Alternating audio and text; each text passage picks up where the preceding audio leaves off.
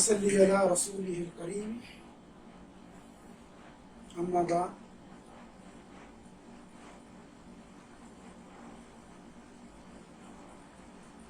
ہمارے سلسلے کی جو تعلیمات ہے جو مریدین اور خلفائے کرام کو عطا کی جاتی ہے، اس میں پہلا جو درس ہے، پہلا جو سبق ہے وہ ذکر ہے، وہ اذکار ہے۔ مرید ہوتے ہی پہلی جو چیز اسے عطا کی جاتی ہے وہ ذکر ہے۔ یہ کیوں عطا کی جاتی ہے؟ تاکہ اس کا لطیفہ نفس، لطیفہ قلب پاک ہو سکے، جس کو ہم تزکیہ نفس اور تصفیہ قلب کہتے ہیں۔ صوفیہ کرام کی جو تعلیمات ہے اس میں پہلی ہی تعلیم تزکیہ نفس اور تصفیہ قلب کی ہے۔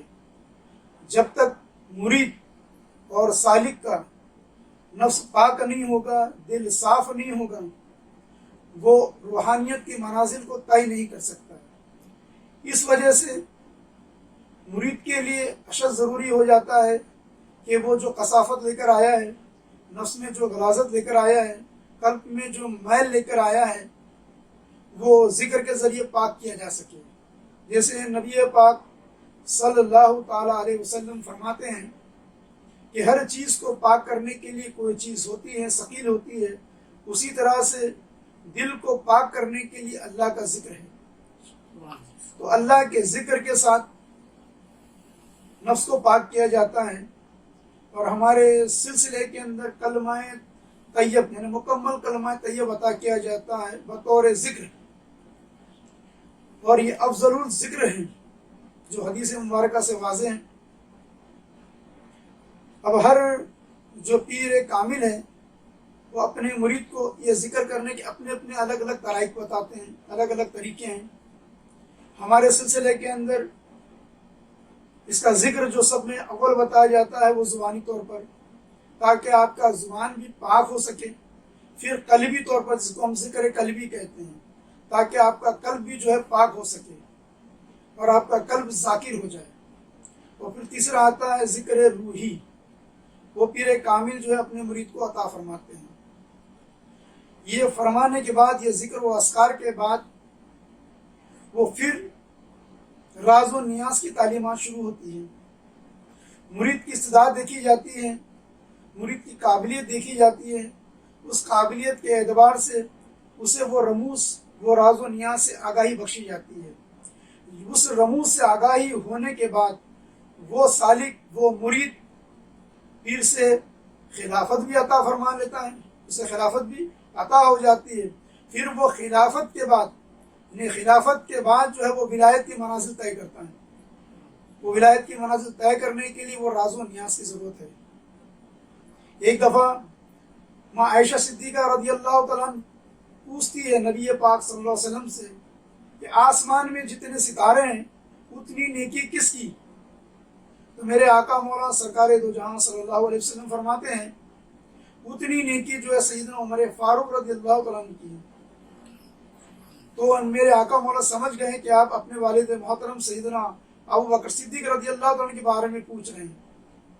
تو آپ فرماتے اتنی نیکی تو ابو بکر نے ایک رات، ہجرت کی رات میں کما لی۔ تو بولے، آپ فرماتے ہیں کہ سیدنا ابو بکر صدیق عبادت کی وجہ سے نہیں، یعنی عبادت تو آپ نے کی ہے، اس کی تو فضیلت تو ہے ہی ہے، بلکہ میں نے ان کے سینے میں کچھ ایسے رموز عطا کیا ہوں جس کی وجہ سے جو ہے وہ افضل ہو گئے۔ اور راز و نیاز بھی اسی عطا کیا جاتا ہے جو پیر کا خاص ہو جاتا ہے۔ نبی پاک صلی اللہ علیہ وسلم نے بھی اپنے عاشقوں کے سینے میں وہ رموز عطا فرمایا۔ حضرت علی کرم اللہ تعالیٰ کو وہ رموز عطا فرما کے آپ فرماتے انا مدینہ العلم و علی بابوہا، کہ میں علم کا شہر ہوں اور علی اس کے دروازے ہے۔ آپ نے وہ ایسا علم عطا فرمایا، وہ علم عطا فرمایا کہ اس کے بعد آپ نے عطا کرنے کے بعد حضرت علی کرم اللہ کو باب علم بنا دیا کہ علم کا آپ دروازہ ہے۔ اگر میں علم کا شہر ہوں تو علی اس کے دروازے ہیں۔ سیدنا ابو ہریرہ رضی اللہ عنہ فرماتے ہیں مجھے نبی کریم صلی اللہ تعالی علیہ وسلم سے دو طرح کے علم حاصل ہوئے ہیں. ایک تو میں ظاہر کرتا ہوں، دوسرا اگر میں ظاہر کر دوں تو لوگ مجھے رجم کر دیں یعنی میرا گلا کاٹ دیں، اور ایک میں آتا ہے کہ سنسار کر دیں. ایک مشہور صحابی ہیں جن کو صحابہ کرام خود جو ہے رازدار رسول کہتے تھے، حضرت حذیفہ الیمان. آپ کا لقب ہی صاحب سر رازدار رسول. تو یہ لقب ہی بتاتا ہے کہ نبی کریم صلی اللہ تعالی علیہ وسلم نے اپنے صحابہ کرام میں جو عاشقین تھے، خاص تھے، خصوص تھے، ان کی استعداد کے مطابق ان کو وہ رموز سے آگاہی بخشی اور ان کے ان مراتب کو بلند فرمایا. اسی لیے آپ کا جو لقب ہے وہ صاحب سر رازدار رسول ہے، حضرت حذیفہ الیمان. اور آپ اس صحابہ کرام خود رازدار رسول کہتے تھے. اسی دن انشاءاللہ آپ کے اوپر تفصیلی گفتگو ہوگی. اب جو ہے ذکر کے تعلق سے تو میں نے بیان دے چکا ہوں، اب تھوڑا سا اس کلمہ طیبہ کے کچھ رموز پہ بیان ہونا چاہیے. سرکار پیرادل بیجاپوری رحمۃ اللہ تعالی علیہ فرماتے ہیں کوئی ذرا دیکھے یہ کلمے کا نظام، کوئی ذرا دیکھے یہ کلمے کا نظام، کلمہ ہی آغاز ہے کلمہ ہی انجام. ہم نے کلمہ طیبہ کو تو بہت مرتبہ پڑھا، ہم نے کلمے کی فضیلت پڑھی، اور مریدین کو یہ سب میں پہلی چیز عطا کی جاتی ہے، زبان میں عطا کی جاتی ہے، قلب میں عطا کی جاتی ہے، بعد میں روح میں. اور یہ دھیان رکھنا کہ کلمہ طیب جس میں مقام کر جاتا ہے تو وہ کلمہ طیب ہی مقام نہیں کرتا، بلکہ اس کا نام ہے کلمہ پاک. اول کلمہ طیب، اول یعنی پہلا، طیب یعنی پاک، کلمہ یعنی بات، پہلی پاک بات. اللہ تعالیٰ کی جو پہلی پاک بات تھی یہی کلمہ طیب تھا. اس لیے اس کو اول یعنی پہلا، کلمہ یعنی بات، طیب یعنی پاک، پہلی پاک بات. اسلام کی پہلی پاک بات کیا ہے کہ تو کون سی ہے کہ لا الہ الا اللہ محمد رسول اللہ صلی اللہ علیہ وسلم، کہ اللہ کے سوا کوئی معبود نہیں اور محمد صلی اللہ علیہ وسلم اللہ کے رسول ہیں. یہ پہلی اسلام کی پاک بات ہے. اور یہ کلمہ پاک جس میں روح کے اندر داخل ہو گیا اسے بھی پاک کر دیا، اور جس میں مقام کر دیا اس کا مقام ہو گیا. تو یہ روح کے اندر اس لیے کہا کہ کلمہ طیب کو روح میں بسانا چاہیے، کیونکہ یہ روح کی اندر بسنے والی چیز ہے، تاکہ جب ملک الموت آئے تو ہماری زبان نہیں لے کے جائے گا، جس دل سے پڑھا تو وہ دل نہیں لے کے جائے گا، تو کیا لے کے جائے گا؟ تو وہ ہماری روح لے کے جائے گا. اگر یہ کلمہ طیب اس روح کو عطا ہو گیا تو یہ روح جو ہے ہماری اس کلمہ طیبہ کے ساتھ نکلے گی. اور یہ بھی دھیان رکھنا قبر کے 3 سوال جو ہے وہ کس سے پوچھے جائیں گے؟ تو روحی سے پوچھے جائیں گے. اگر اس کی روح کے اندر یہ کلمہ طیب موجود ہے تو منکر نکیر کے یہ 3 سوال ہوں گے، اور وہ عاشق رسول کا ایک ہی جواب ہوگا کہ لا الہ الا اللہ محمد صلی اللہ علیہ وسلم. اور انشاءاللہ وہ جو عاشق رسول ہے ان سے تو قبر میں کیا پوچھیں گے، کیونکہ سوال سے پہلا ان کا عاشق جواب دے گا، اور جب جواب پہلے ہی مل جائے تو پھر منکر نکیر کیا قبر میں سوال پوچھیں گے. تو آئیے تھوڑا سا اس کلمہ طیبہ پہ تھوڑی اور روشنی ڈالے. فضائل تو ہم سمجھ گئے، اب تھوڑے اس کے رموز کیا ہیں کہ آخر بزرگان دین نے اس کلمہ طیب پہ ہی ساری یعنی انحصار کیوں رکھا ہے. تو اگر ہم کلمہ طیب کے دیکھتے ہیں، اور یہ ایسا کلمہ ہے کہ جتنے کلمے آئے ہیں، جتنے بھی انبیاء علیہ السلام کے اوپر، جیسے سیدنا آدم علیہ السلام پہ لا الہ الا اللہ آدم صفی اللہ، لا الہ الا اللہ نوح نجی اللہ، لا الہ الا اللہ ابراہیم خلیل اللہ، لا الہ الا اللہ موسیٰ کلیم اللہ، لا الہ الا اللہ عیسیٰ روح اللہ. ایسے کئی کلمے ہر یعنی رسول کے اوپر، نبی کے اوپر آئے، مگر یہ کلمہ آتے ہی سارے کلمے منسوخ ہو گئے. تو آخر اس کلمے میں کیا بات تھی کہ وہ تمام کلمے کو منسوخ کر دیے؟ ایسی کیا بات تھی؟ تو یہ بات ہے اس کلمے کے اندر کہ جتنے انبیاء کرام رسول کے اوپر جو کلمے نازل ہوئے تھے وہ تمام کلمے کی جو فضیلت ہے وہ اس ایک کلمے میں ہے، وہ تمام کلمے کے جو رموز ہے اس ایک کلمے میں ہے، وہ تمام کلمے اس کلمے میں آ کے سما گئے. اسی لیے یہ کلمہ تمام کلمے کو منسوخ کر دیا. اس کا مطلب یہ ہے کہ وہ کلمہ تو ہے ابھی منسوخ ہے. مثال کے طور پہ جیسے 1000 کی نوٹ بند ہو گئی تو اس کا مطلب یہ نہیں کہ وہ 1000 کی نوٹ نہیں ہے. اگر آج بھی مل جائے تو وہ نوٹ تو اصلی ہے مگر گورنمنٹ نے اس کو بینڈ کر دیا. گورنمنٹ یہ نہیں کہے گی کہ یہ جعلی ہے, گورنمنٹ یہ نہیں کہے گی کہ یہ نقلی ہے, گورنمنٹ یہ کہے گی کہ یہ نوٹ تو اصلی ہے مگر اس کے چلن کو حکومت نے بینڈ کر دیا, اس کی جگہ اس نے دوسرے نوٹ کو لایا ہے. اب چلن اس نوٹ کا چلے گا جس کو جو ہے گورنمنٹ نے رائج کیا ہوا ہے. تو اب یہ جو کلمہ طیب ہے یہ رائج الوقت کلمہ ہے اور یہ قیامت تک رائج رہے گا. یہ وہ کلمہ ہے جو میثاق کے اندر جو ہے تمام انبیاء کرام نے پڑھے اور پڑھنے کے بعد جو ہے یہ گواہی تھی, اس گواہی کے اوپر ان کو نبوت عطا ہوئی. اللہ تعالیٰ نے کہا اے آدم جب تم زمین پر جاؤ گے تو تمہارے ماننے والے تمہارے چاہنے والے کہیں گے لا الہ الا اللہ آدم صفی اللہ, مگر تم کہو گے لا الہ الا اللہ محمد رسول اللہ. اے ابراہیم تمہارے ماننے والے تمہارے چاہنے والے تمہاری امت کہے گی کہ لا الہ الا اللہ ابراہیم خلیل اللہ, مگر تم کہو گے لا الہ الا اللہ محمد رسول اللہ. اے عیسیٰ تمہارے ماننے والے پڑھیں گے لا الہ الا اللہ عیسیٰ روح اللہ, مگر آپ پڑھو گے لا الہ الا اللہ محمد رسول اللہ. تو پتہ کیا چلا یہ کلمہ جو ہے تمام انبیاء کرام کا کلمہ ہے کیونکہ ہمارے نبی تمام نبیوں کے نبی ہے, ہمارے رسول تمام رسولوں کے رسول ہے. کیسے؟ تو تمام نبیوں اور رسول نے ہمارے رسول کا کلمہ پڑھا. آج ہم کو جو کلمہ عطا ہوا ہے یہ نبیوں کا کلمہ عطا ہوا. آج ہم کو جو کلمہ نصیب ہوا یہ رسولوں کا کلمہ ہے. آج جو ہے عیسیٰ علیہ السلام جو کلمہ پڑھ رہے آج ہم بھی وہی کلمہ پڑھ رہے. آج جو ابراہیم علیہ السلام جو کلمہ پڑھ رہے ہم بھی وہی کلمہ پڑھ رہے. آج جو سیدنا آدم علیہ السلام کی بخشش جس کلمے سے ہوئی آج ہم اسی کلمے کو پڑھ رہے. تو یہ کلمے کی فضیلت سمجھ لیجئے کہ یہ انبیاء کرام والا کلمہ یہ رسولوں والا کلمہ ہے. تو کیا ہو گیا؟ تو جتنے انبیاء کرام اپنی امت کے سردار ہوتے اپنی امت کے آقا ہوتے تو یہ امت بھی کیا ہو گئی تمام امت کی سردار ہے. اس امت کے اندر تمام سردار ہی ہوئے. ولیوں کا سردار اس امت میں, صدیقوں کا سردار اس امت میں, سخاوتوں کا سردار اسی امت میں. تو یہ امت سردار والی امت ہے. کیوں ہے؟ کیونکہ تمام نبیوں کا سردار اس امت میں, یعنی تمام نبیوں کا سردار اس امت کا نبی ہے, یہ تمام رسولوں کا سردار اس امت کا رسول ہے. تو جس کلمے کو تمام انبیاء کرام پڑھ رہے ہیں آج اس کلمے کو اللہ کے فضل سے نبی پاک صلی اللہ علیہ وسلم کے صدقے میں اور ہمارے پیر کے کرم سے ہمیں عطا ہو گیا. علماء کرام سے زبان تک عطا ہوا تھا, ہمارے پیر نے اس کو دل میں اتار دیا, روح میں اتار دیا. تو کہنا کا مقصد یہ ہے کہ اس کلمے کی فضیلت بیان کی جائے تو رات ختم ہو جائے گی, کیونکہ قرآن مجید میں جس طرح سے کہا گیا ہے, کیونکہ یہ کلمہ بھی اللہ کی تعریف ہی ہے کہ اگر تمام روئے یعنی ساتوں زمین کو کاغذ بنا دیا جائے, تمام جو ہے شجر کو قلم بنا دیا جائے, تمام سمندر کو سیاہی بنایا جائے اور قوت بشری ازل سے لے کے ابد تک صرف کر دی جائے, تب بھی جو ہے اس کی جو ہے پاکی اس کی جو ہے حمد و ثنا اور اس کے محبوب کی شان میں لکھا جائے گا تو ایک نقطہ پورا نہیں ہوگا. یہ وہ شان والا کلمہ ہے. تو آئیے اس میں رموز کیا ہے.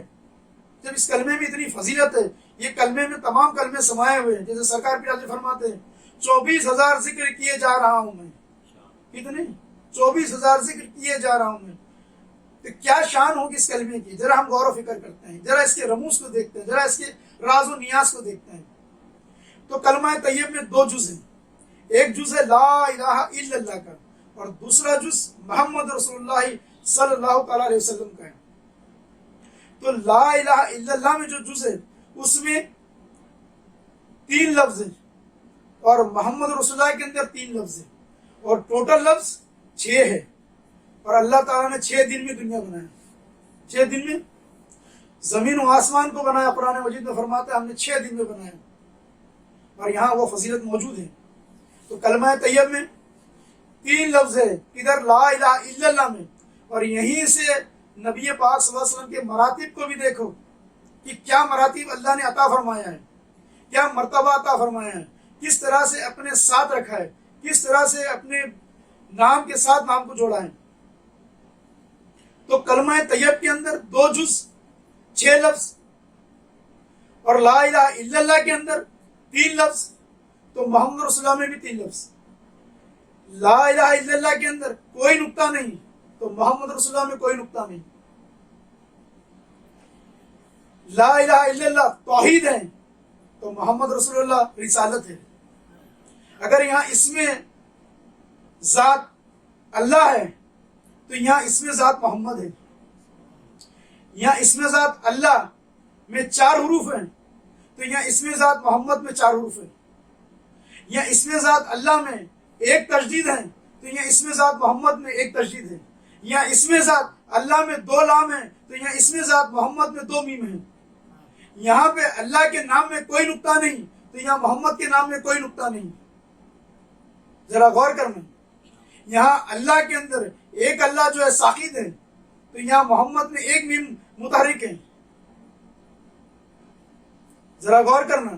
اللہ کے اگر ہم الف کو پہلے لیتے ہیں اور حضور صلی اللہ علیہ وسلم کے نام کے حروف کو پہلا لیتے ہیں تو الف لام جو بنتا ہے الف اور لام مل کر الف لام میم کی تشریح ہوتی ہے.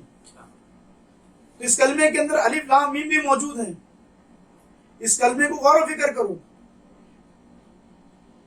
یعنی نقطہ نہیں ہے. معنی سمجھ رہے آپ. اس کلمے کے اندر کوئی نقطہ نہیں یعنی کسی قسم کا کوئی عیب بتا نہیں سکتا. اگر یہاں توحید ہے تو یہاں رسالت ہے. کسی بھی کلمے میں رسالت کا اقرار نہیں تھا, رسالت کی تصدیق نہیں تھی, مگر اس کلمے کے اندر رسالت کی تصدیق ہے. تو یہ کلمے میں تمام کلمے سما گئے. گویا اس کلمے کو جس نے پڑھ لیا گویا کہ آدم علیہ السلام سے لے کے عیسیٰ روح اللہ تک وہ تمام کلمے پڑھ لیا. اب غور کیجیے آپ. اگر اس میں ذات اللہ نور ہے تو اس میں ذات محمد بھی نور ہے. یعنی یہاں بھی نور ہے اور یہاں بھی نور ہے. تو لا الہ الا اللہ کے اندر 12 حروف ہیں تو محمد رسول اللہ کے اندر 12 حروف ہیں. تو دونوں 12 ملا کے 24 حروف. تو دن کے گھنٹے کتنے 24, مہینے کتنے 12, برج کتنے 12. کوئی ذرا دیکھیے یہ کلمے کا نظام. کلمہ ہی آغاز ہے, کلمہ ہی انجام. اب آئیے دیکھیے دن کی کتنی رکعت ہے تو 24, رات کی کتنی رکعت ہے تو 24, فجر کی 4, ظہر کی 12, عصر کی 8, کتنی ہوئی؟ فجر کی 4, ظہر کی 12, 12 اور 4 16, 16 اور عصر کی 8, کتنی ہوئی؟ 24. تو دن کی کتنی رکعت ہوئی؟ 24 رکعت. اب آئیے مغرب کی 7 اور عشاء کی 17, کتنی ہوئی؟ سبحان اللہ سبحان اللہ 24. تو دن کی 24 رکعت, رات کی 24 رکعت, کلمے میں 24 حروف, دن کے 24 گھنٹے ہیں. ہاں ذرا غور و فکر کرو. کوئی ذرا دیکھیے یہ کلمے کا نظام. یہ کلمہ ہی آغاز ہے, کلمہ ہی انجام. یہ کلمے میں کیا کیا رموز پوشیدہ ہیں. نماز شروع کہاں سے ہو رہی ہے؟ اللہ کی حمد پہ. ختم کہاں ہو رہی ہے؟ نبی پاک صلی اللہ علیہ وسلم کے سلام پر. کلمہ شروع کہاں ہو رہا ہے؟ کلمہ کی شروعات کہاں سے؟ اللہ کی توحید سے. اور ختم کہاں ہو رہا ہے؟ نبی کی رسالت پہ. اور یہ دھیان رکھنا یہاں نقطے کی تعلیم ہے. اس کی تعلیم ہے نقطے کی. کہتے ہیں کہ علم ایک نقطہ ہے تو اس نقطے کی تعلیم ہے. اور نبی پاک صلی اللہ علیہ وسلم فرماتے ہیں کہ اور امت کے اندر جو ہے 72 فرقے ہوئے, میری امت میں 73 فرقہ ہوگا. تو آخر یہ راز کہاں ہے؟ تو یہ راز بھی اسی کلمے میں ہے. کہاں ہے یہ راز بھی؟ اسی کلمے میں. کیونکہ جب ہم طریقت کی تعلیم لیتے ہیں تو بتایا جاتا ہے کہ ایک الف کو بنانے کے لیے 3 نقطے درکار ہیں. ایک الف بنانے کے لیے 3 نقطے درکار ہیں. اور یہ کیسے درکار ہے؟ تو یہ اپنے پیر کامل کی بارگاہ میں بیٹھ کے حاصل کرو کہ کیسے ہوگا یہ. اور یہ دھیان رکھنا ہر حروف جو ہیں, سمجھے, جتنے بھی حروف بنے ہیں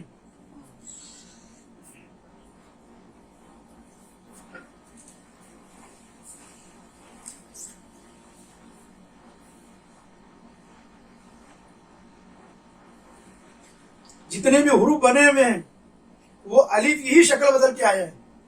کیا بدل کے آیا؟ الف ہی اپنی شکل بدل کے بے کی شکل لیا, کبھی تے کی شکل لیا. جتنی بھی شکل اختیار کیا یہ الف ہی نے کیا ہے. اس کو عام اگر سمجھنا ہے تو میں ایک مثال سے سمجھاتا ہوں. جب آپ نماز میں کھڑے ہوتے ہیں تو الف بن جاتے ہیں, رکوع میں جاتے تو ہے بن جاتے ہیں، سجدے میں جاتے تو میم بن جاتے، اتحیات میں بیٹھتے تو دال بن جاتے ہیں. یہ الف ہی تو شکل بدل رہا ہے نا. تو الف سے لے کے یہ تک جو شکلیں آئی ہیں یہ سب الف کی ہیں. کس کی ہیں؟ تو پتا چلا کہ کلمہ طیب میں اگر دیکھا جائے تو 24 الف ہیں. کتنے؟ 24 الف ہے، کیونکہ ہر حروف کی شکل الف کی شکل ہے. تو کلمہ طیب میں الف کتنے ہوئے؟ 24 الف ہوئے. کتنے؟ 24 الف. اور ایک الف بنانے کتنے نقطے درکار ہیں؟ 3 نقطے درکار ہے. تو 24 کو اگر ہم 3 سے ضرب دیتے ہیں تو کتنا بنتا ہے؟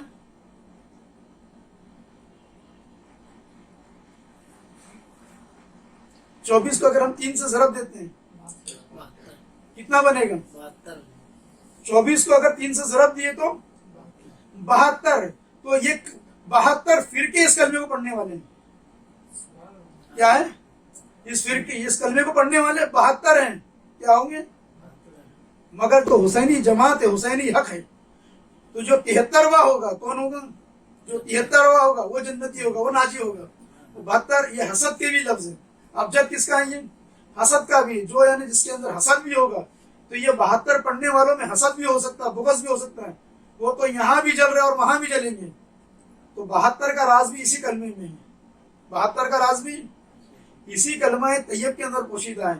اس لیے نبی پاک صلی اللہ علیہ وسلم فرماتے ہیں کہ 72 فرقے جو ہے وہ جہنم میں جائیں گے، اور 73واں جو جماعت ہے، 73ویں جو جماعت ہوگی وہ جنتی ہوگی. تو راز کہاں چھپا ہوا ہے؟ اسی کلمے میں. راز کلمے میں چھپا تھا، مجھے معلوم نہ تھا. راز کلمے میں چھپا تھا، مجھے معلوم نہ تھا. یہی وہ کلمہ ہے جو غوث پاک پڑھ رہے ہیں، یہی وہ کلمہ ہے جو غریب نواز پڑھ رہے ہیں، یہی وہ کلمہ ہے جو بندہ نواز پڑھ رہے ہیں. پڑھتے ہی بندہ نواز ہو گئے، پڑھتے ہی غریب نواز ہو گئے، پڑھتے ہی غوث اعظم ہو گئے. یہی وہ کلمہ ہے جو ولایتوں کی منازل کو طے کرا رہا ہے. کب؟ جب آپ اس کلمے کے رموز اور راز سے واقف ہوں گے. تو کلمہ شروع کہاں سے ہو رہا ہے؟ اگر ہم اعراف کو دیکھیں گے تو زبر سے. کہاں سے؟ لا کے اوپر زبر ہے. ختم کہاں ہو رہا ہے؟ زیر پہ. ختم کہاں ہے؟ زیر پہ. محمد رسول اللہ ہے، زیر پہ ختم. تو کلمہ شروع زبر سے اور ختم زیر پہ، اور بیچ میں اللہ پہ بھی پیش، محمد پہ بھی پیش صلی اللہ علیہ وسلم. تو اللہ اور رسول کو پیش رکھنا یعنی سامنا رکھنا، اور خود زیر ہو جانا. کیا ہو جانا؟ تو زبر سے زیر ہونے کا نام کلمہ ہے. کیا ہے؟ اسی میں یہ راز پوشیدہ ہے. اگر اس کلمے کے اندر 24 تو حروف ہیں، اگر جو حروف ڈبل آئے ہیں اس کو نکال دو آپ. جیسے لام الف ہے، پھر الف آیا، یہ الف نکال دو، پھر الف آتا، نکال دو آپ. تو اس طرح سے اگر آپ نکال دیتے ہیں تو 9 حروف بستے ہیں. کتنے بستے ہیں؟ پھر کلمے کے اندر ڈبل حروف نکال دیا آپ نے. کلمے میں 24 ہے نا ابھی، اس میں 24 میں سے کتنے نکل گئے؟ 9 بچے. تو نکلے کتنے؟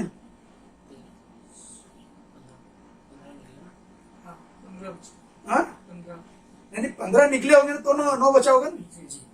15 نکل گئے، بچے 9. یعنی کون سے 9 بچے؟ یعنی ہم کہتے ہیں کہ اس کو جو ڈبل آئے ہیں، جیسے الف ڈبل ڈبل آ گیا، یہ میم ڈبل ڈبل آ گیا، تو ایک میم کو لینا ہے. یہ سمجھے جس کو ہم کہتے ہیں نا کہ جو مقرر حروف آئے ہیں اس کو نکال دو آپ. ڈبل حروف آئے نکال دو.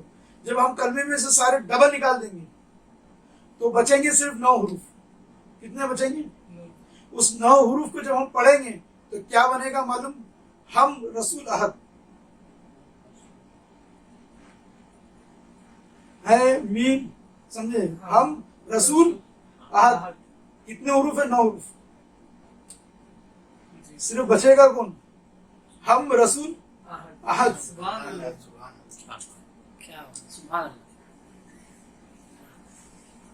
ذرا غور و فکر کرتے رہنا ہوگا اس کے اندر. یہ کلمہ جیسی آپ کی مقامتا ہے، جیسے بلند ہوتے جائے گا یہ کلمہ اور بلند ہوتے جائے گا. کلمے میں پہلا نہیں ہے تو کیوں نہیں ہے؟ اور یہ دھیان رکھنا، نہیں کے اندر ہی ہے. نہیں کے اندر ہی ہے، چھپا ہوا ہے. نہیں کے اندر ہی. اگر نقطہ نہیں کا نقطہ نکال دو گے تو ہے ہو جائے گا. نہیں کیا اگر نقطہ نکال دو گے تو نہیں ہے بن جائے گا. تو نہیں کو نہیں کس نے رکھا؟ کس نے بنایا؟ تو نون نے. کس نے بنایا؟ نون نے بنایا. تو نون کا راز اسی میں. کس میں؟ کلمے میں. تو تمام انبیاء کرام کے راز اسی کلمے میں ہیں، حضور صلی اللہ علیہ وسلم کا راز اسی کلمے میں ہے۔ تو اس کی ایک تو راز و نیاز ہے اس کلمے کا، اور اس کلمے کے ایک معنوی معنی ہے، ایک تو ظاہری معنی ہے کہ نہیں معبود سوائے اللہ کے، اور محمد صلی اللہ علیہ وسلم اللہ کے رسول ہے، اور اس کا ایک باطنی معنی ہے کہ لا یعنی نفس، الہ یعنی دل، الا اللہ یعنی روح، محمد یعنی صرف یعنی راز، رسول یعنی نور، اللہ یعنی ذات۔ اس کا یہ معنوی معنی ہے، باطنی معنی ہے، اعتباری معنی ہے، اصطلاحی معنی کہہ لو آپ تصوف کے اندر۔ تو یہ معنوں کو سمجھنا پڑے گا کہ یہ مقام کون سا چل رہا ہے، یہ کس مقام پہ کیا بات ہے۔ تو یہ جو معنوں کے اوپر اور دیگر تو اس کے اوپر میں نے بیان دے چکا تھا، کلمے کے رنگ کے اوپر اس کے اندر میں نے تمام اس کی تفصیلات بیان کیا ہوں۔ کلمے کے رنگ کا مختصر شجت اور کلمے کے رنگ کا مختصر خلاصے میں تمام بیان، یعنی تمام باتیں ہو چکی اس میں۔ اب اس کے معنی کو بھی سمجھنا ہوگا۔ لا نفس مطلب کیا ہے؟ جو خواہشات آ رہی ہے اس کو لا کرتے جا، کیا کرتے جا، اور مقام نور میں پہنچ۔ تو کہاں ہوگا؟ جب رسول کے مقام پہ، یعنی رسول سے جب فیضیاب ہوگا تو مقام نور میں پہنچے گا، وہاں نور ہی نور ہے۔ تو اولیاء کرام نے اس کلمے کے رموز، اس کلمے کے اسرار، اس کلمے کے اندر جو پوشیدہ باتیں ہیں اس کو سمجھایا، تاکہ یہ کلمہ وہ ہے کہ اس کا جو بیلنس آیا کہ تمام عالم اسی کلمے پہ چل رہا ہے، تمام عالم کا راز اسی کلمے میں موجود ہے۔ تو اگر کچھ جاننا ہے تو اسی کلمے میں جاننا ہے۔ اسی لیے کسی بزرگ نے فرمایا ہے کہ اگر ہمارے دین کی ساری چیزیں ختم ہو جائے اور یہ کلمہ بچ جائے، صرف یہ کلمہ رہ جائے، تو ہمارا پورا دین مکمل اسی میں رہے گا، پوری تعلیمات اسی میں رہے گی۔ تو کلمہ طیبہ کے رموز کو جاننا ہے تو اپنی پیر کامل کی بارگاہ میں جانا ہے، بیٹھنا ہے، اور یہ ایک مکمل تعلیمات ہیں۔ جیسا ابھی میں نے مختصر بتایا کہ کس طرح سے اس کے کلمے کے اندر رموز رکھے ہوئے، کس طرح سے اس کلمے میں کے راز رکھے، اور غور و فکر کرنے کا مقام اس کلمے کے اندر۔ اور انشاءاللہ جیسے جیسے تعلیمات آگے بڑھے گی میں انشاءاللہ کچھ روشنی ڈالنے کی کوشش کروں گا، مگر میرے تمام مریدین اور دیگر جو سلاسل کے مریدین ہیں ان سے یہ گزارش ضرور رہے گی کہ وہ اپنی پیر کامل کی بارگاہ میں بیٹھ کے اس کلمے کے راز و نیاز و اسرار کو حاصل کریں کہ کیا راز ہے اور کیا نیاز ہے، کیا معنی ہے اس کلمے کے اور کیا رموز ہے، اور یہ پانے کے بعد ہی ولایت کی منازل طے ہو سکتی، اس سے پہلے نہیں ہو سکتی۔ اور یہ دھیان رکھنا، ولی کے لیے معرفت کا علم اشد ضروری ہے، کیونکہ بغیر معرفت کا ولی بن ہی نہیں سکتا۔ معرفت کے معنی ہے پہچان، ولی کے معنی دوست۔ جب تک وہ دوست کو نہیں پہچانے گا تو وہ دوست کیسا بنے گا؟ تو بس اس کلمے کو جاننا ہے کہ کوئی ذرا دیکھے یہ کلمے کا نظام، کلمہ ہی آغاز ہے، کلمہ ہی انجام۔ تو میرے سرکار پیر نے کلمے کی فضائل کے اندر، کلمے کے مسائل کے اندر بہت سارے اشعار، بہت ساری باتیں بیان کر دی، اور کلمے کے فضائل تو حدیثوں سے بھرے پڑے ہیں بس، لیکن تھوڑے اس کے راز و نیاز کو ان مریدوں کے استعداد کے مطابق بیان کیا جاتا ہے تاکہ وہ اپنی ولایتوں کے منازل کو طے کر سکے۔ اور انشاءاللہ بہت سارے منازل، بہت سارے مقامات جو اس کلمہ طیب میں رکھے ہیں وہ انشاءاللہ اگر آگے ہوا تو انشاءاللہ میں بتاؤں گا۔ وما علینا الا البلاغ۔